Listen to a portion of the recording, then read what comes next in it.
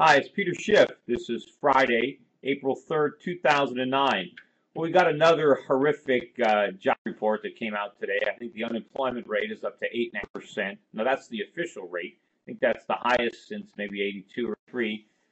They're saying that we lost over 5 million jobs now since the beginning of 2008. And I think we've lost over 2 million jobs in calendar 2009. And of course, I don't even think this is telling the whole story. The unemployment rate is actually quite a bit higher than 0.5%. I think there are a lot of Americans who are working time who would much rather have full-time jobs. They're not counted as being unemployed. There are a lot of contractors. There are a lot of realtors who are unemployed. They're independent contractors. They're not making any money. No one's selling any houses, yet they don't count as being unemployed. And I think there are a lot of Americans, because of our labor laws, that now work as independent contractors, and so they can't be unemployed because they were never employed. And so I think it's really a lot worse than what the numbers reveal. Of course, the government wants to pretend that they're going to solve the problem of unemployment with government-created jobs. But the problem with jobs provided by the government is that they're really productive. And in order to employ people at the government level, the government has to take resources from the private sector to support those jobs. Generally, when the government creates jobs, they end up destroying more productive private sector jobs in the process. And of course, we don't want jobs just to work, right? I mean, slaves had jobs. I mean, having a job is not, we want the end result, not productivity. We want to work because of what we produce. So we need productive jobs. We need to make things, and we're not going to get those types of jobs from government. We need to get those types of jobs from the private sector. But unfortunately, what the government is doing, all the bailouts and all the stimulus, is preventing the private sector from getting the capital that it needs to provide the jobs of the future.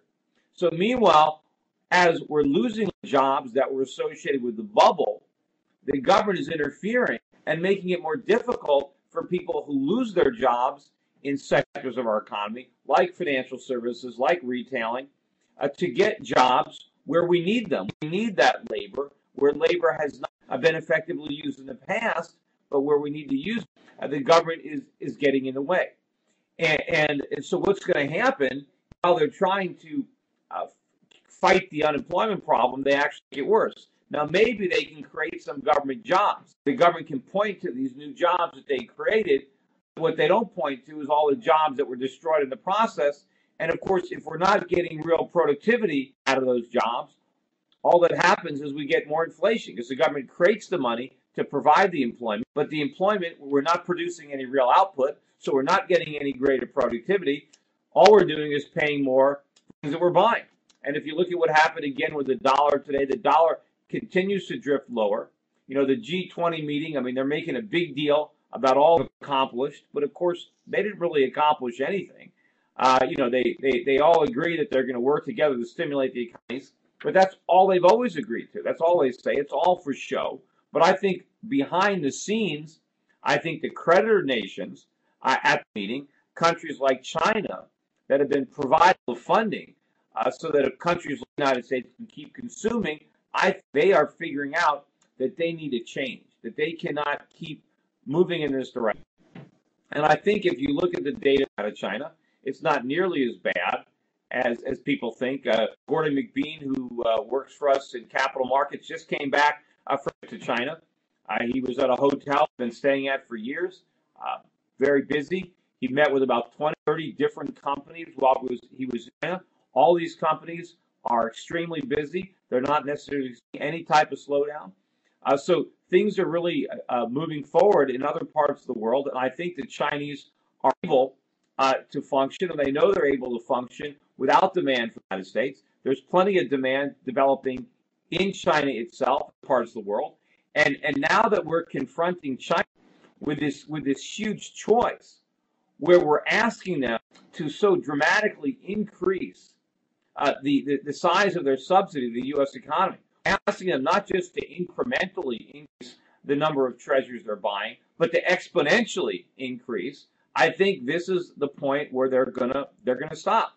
And I think that the Fed understands this. I mean, that's probably why they've already telegraphed their intention to start monetizing more of our debt. I mean, I don't think the Treasury would be buying $1 trillion worth of debt if they didn't have to. If they could find legitimate buyers outside the states, the government would much rather finance this than monetize it. But we've got no choice.